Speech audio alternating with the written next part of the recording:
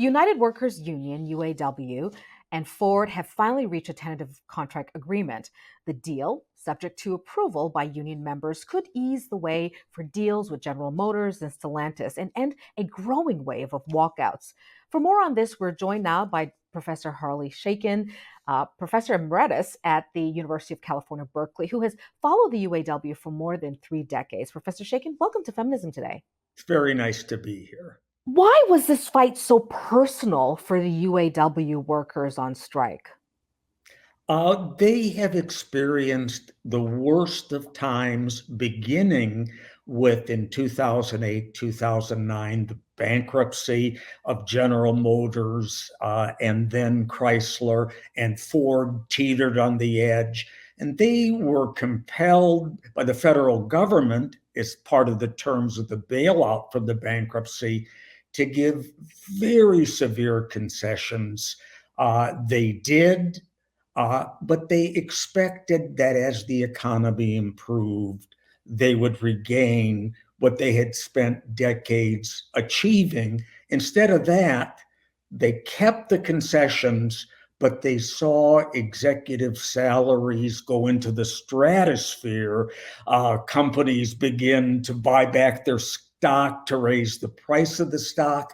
They felt left out. And what makes this worse is in the auto industry, these are very tough jobs. We Mhm. sometimes forget that when we look at the economic dimensions of what's taking place. You're on that line, you're working a machine, you're a skilled worker. These are hard jobs. And then when you have this grading, it's very bad. One additional dimension, the anthem of the union is solidarity forever. Yeah. Uh, and the as part of the bailouts, two-tiered wages were introduced. So a senior auto worker would be earns today $32 an hour, and someone coming in earned $16 an hour. Wow. That really graded as part of the context. You've said elsewhere this deal would be a major victory for the union after years of erosion by inflation and some of the points that you just mentioned earlier. Division by wage tiers, as you've identified, and other real issues in the workplace that made people really angry. You've been following this for more than 3 decades. Are we seeing a new standard for other workers throughout the economy? We are. And in some ways, working conditions for many workers have deteriorated. They sometimes have a more tenuous relation to the job. They're temporary. They are not making longer term careers, and companies aren't making longer term commitments to them. So, have there been improvements? Of course. But there have also been a lot of tenuous jobs with poor career paths and low wages. You think the Biden administration, Biden in particular, gave an immediate support to auto workers, at one point calling on automakers to ensure record corporate profits, which you mentioned a little bit earlier, mean record contracts. Was this just a political nod? No, I'd start from the beginning with Joe Biden. And this is a little odd to say. It wasn't just political. He deeply believes that unions are a force, a vital force in any democratic society. This is a personal conviction. It's one of the things that made him go into politics in the first place. Are there political ramifications? Of course. Michigan is a critical swing state. Uh, and Donald Trump in 2016 won Michigan by 10,000 votes. So there are several other swing states, Wisconsin, possibly Pennsylvania or Ohio, where the balance could be in votes from blue collar workers, from workers more generally, and from auto workers in particular. So it is personal conviction and political realities that are driving his response. What did some politicians or policymakers get right or wrong about this particular walkout? It's been a while since they've seen something like this. 40 years ago, UAW talks were a very big deal. It could rivet the attention of the entire country. In 1979, the UAW had 1.5 million members. Today, it has 380,000. For the Detroit automakers, General Motors, Ford, and what we used to call Chrysler, now Stellantis, for those automakers, there's 146,000 workers. So it's far smaller, but it still is a very pivotal manufacturing industry. Autos basically comprise 3% of the gross domestic product in this country. And there are several million workers within the broader industry, including dealerships, that depend on auto. Talk about the wins, the money in this tentative agreement. The union said the agreement would ultimately lift the top wage to more than $40 an hour, giving a member working 40 hours a week a base pay of more than $83,000 a year, not including overtime and profit sharing bonuses. Um, why is this the right move at the right time for Ford? Because Ford has a possibility to really gain from this move. There has been much commentary on these wage demands during the negotiation are going to bankrupt the industry. They're going to make it uncompetitive with international automakers that have plants in the US, and in particular with Tesla. Not necessarily, because wages aren't the only component of what makes a company competitive. Of course, they're important, but you have productivity, you have quality, and you have innovation. Uh, those three really define whether a company will succeed or fail. So, yes, the automakers are going to be paying their workers significantly more than they might have hoped at the beginning of the talks, but they will wind up with a highly motivated workforce. They will attract increasingly skilled and committed workers, and they have an opportunity to really become more competitive, paying those higher wages. It's not who pays the least, it's who has the best operation that's going to succeed. And we could be on the cusp of that. The transition to electric cars obviously loomed very large in the UAW talks with these automakers. Ford's executive chairman a few weeks ago, William Ford Jr., said the union's demands risk damaging the ability of Detroit automakers to compete amongst non union companies like Tesla and foreign rivals. What are the potential impacts here? Can you help us put it really in context? Are Is this region as competitive in this particular industry? I think it is very competitive based on the skill uh, and the contribution of its workers. I think it is one of the most competitive regions potentially. You might say, isn't this being a little naive? Not exactly, because we have historical precedents for this. Uh, in 1913, going back 120 years ago, Henry Ford introduced the moving assembly line at his Highland Park Ford plant. It was a revolutionary change. It increased productivity, uh, but workers profoundly disliked it. So absenteeism went way up. Turnover exceeded 400% a year. Uh, and workers were just dissatisfied. What Henry Ford did was radical. He decided January 5th, 1914, to double the prevailing wage in the industry to $5 a day.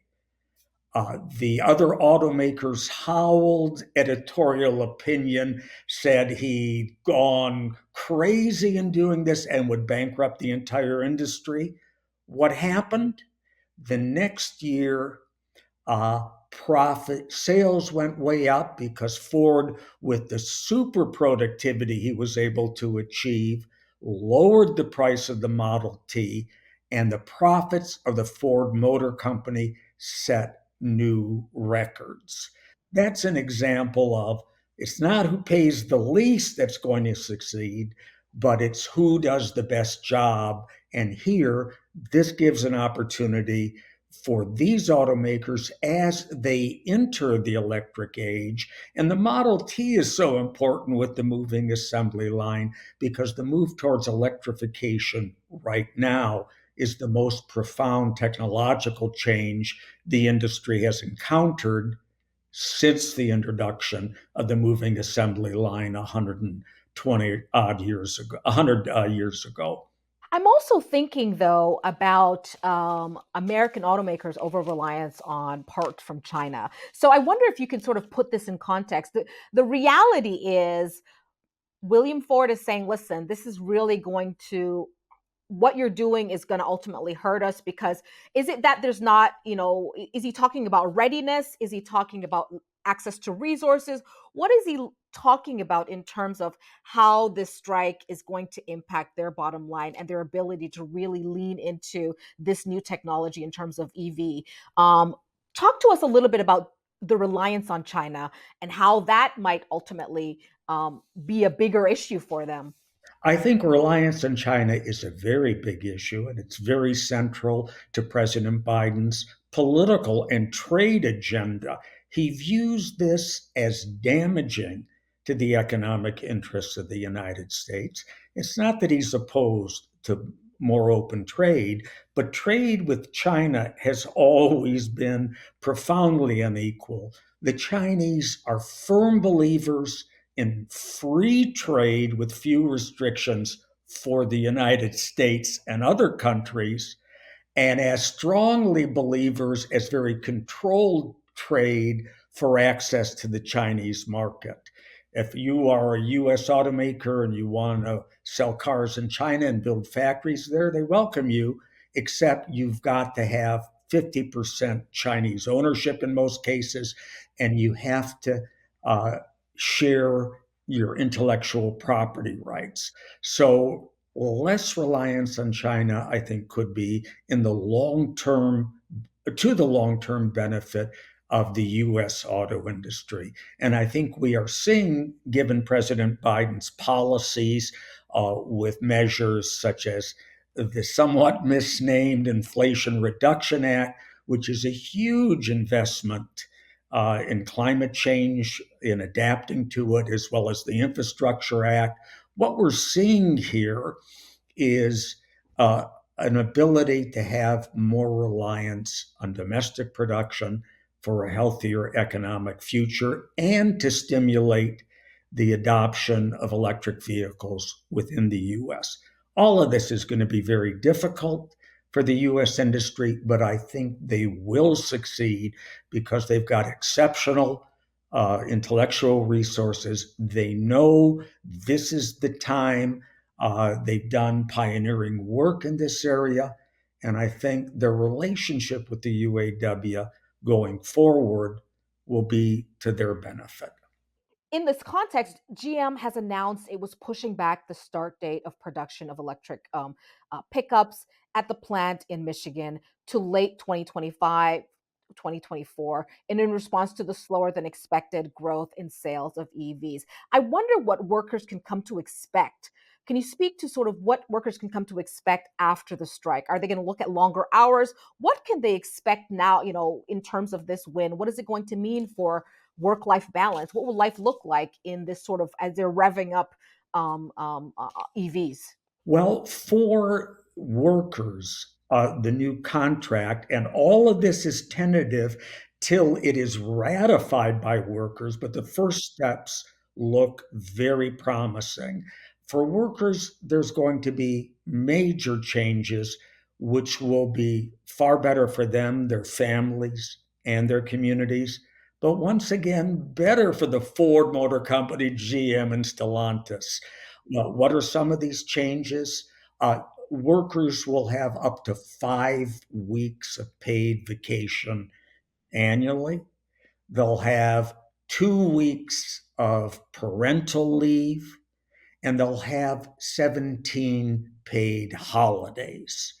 That gives them more time to enjoy the higher wages they're going to have as a result of this contract. So all of that's positive, but there are some uncertain, even dark clouds on the horizon. Demand for EVs to date has been slower than anticipated and certainly slower than the automakers desire, given the billions they're putting into this. So it's unclear how temporary this might be. Part of it is the infrastructure that's available for EVs, charging stations, et cetera. Part of it's simply the unfamiliarity. So the uh, early adapters bought their cars, and that right now we're at a bit of a trough. And that's why several of the automakers are delaying, not reversing the dates that they're making. GM recently reported a third quarter profit of $3.1 billion, a 7%, pardon me, decline from a year earlier, owing in part to the strike. All of this as General Motors estimated that an auto worker strike would start costing at it somewhere around $200 million a week. How significant is the loss of profit for the corporations? Is that really exaggerated? Is this truth? Where are these numbers landing in terms of losses? We've got to be careful of the start date and the end date of these measures. These are accurate numbers, but they don't tell an accurate story. Uh, in the year ending this last June, several months ago, the three Detroit based automakers earned $42 billion in profit. So they are earning, and they've earned in recent years, tens of billions of dollars in profit. It is a highly competitive industry, but they have done very well. At the same time, executive salaries have gone into the stratosphere. In 1960, when General Motors was the largest manufacturing company on the planet, it paid its CEO 65 times the median wage of a GM worker. Now the CEO of GM earns 365 times the median wage. So the executive salaries have soared. And while they've soared, this has grated on workers, and it has created a sense that the workers weren't sharing in the gains that were being made. That's why this contract is so important. And that's why it could well mark a turning point for the better. In terms of demands for EVs, there's no option we have as a society, as a planet. I think President Biden has done amazing things given the Congress, he has had to work with to begin addressing these issues. And a critical part of that is to speed the adoption of EVs throughout for the economy for environmental reasons. But what he has been aware of and acted on is ensuring they're domestically produced. And if he could, and he may be able to if he wins a second term, and if the Democrats control the Congress uh, uh, a year down the road, what he then might be able to do is privileged automakers that pay the top dollar in terms of rebates for electric vehicles. And I think that would really stimulate demand. So we're in a transition point. They're always risky, but I think we have little choice, and the possibilities of the gains that are there for families and communities and the environment are very high.